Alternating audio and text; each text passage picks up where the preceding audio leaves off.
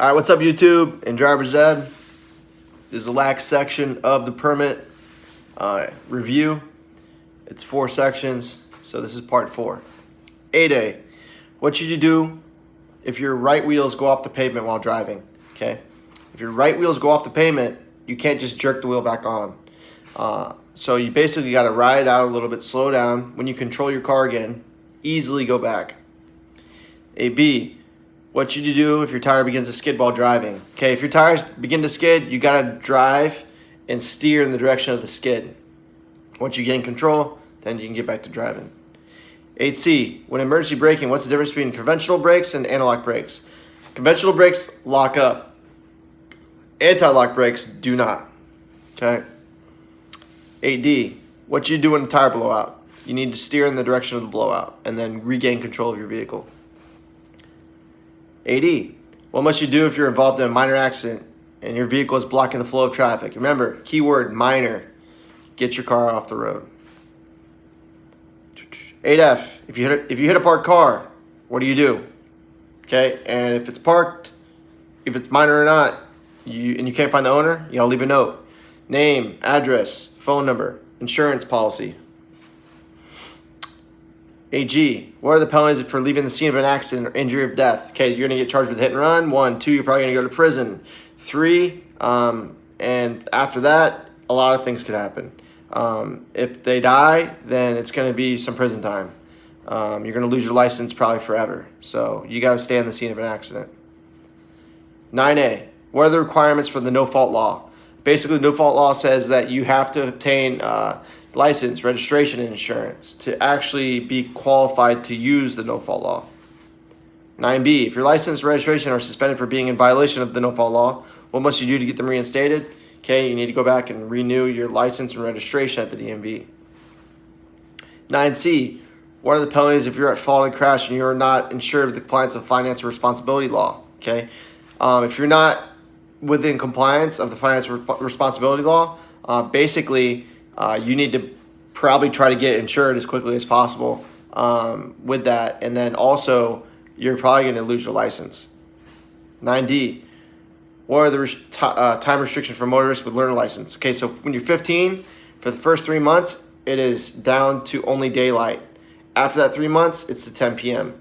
When you're 16, it's 16 and 17, it goes from being, you can drive at 5 a.m. in the morning to 1 a.m. that next morning. And that's it, though. Okay, and then when you're 18, you don't have any time restrictions.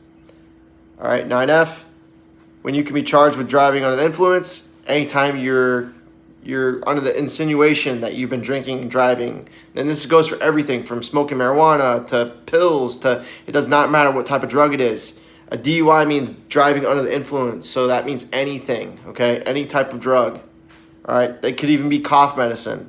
It has alcohol in it. All right. 9G, what are the penalties for refusing to take a blood test, urine test, or breath test when suspected of driving under the influence? Okay, when you sign your permit and license, you sign, it says, I consent under any sobriety test required by law. When you sign that and you don't want to give a breathalyzer test or a urine test or a drug test, anything, you lose your license for a full year automatically. Done. Gone.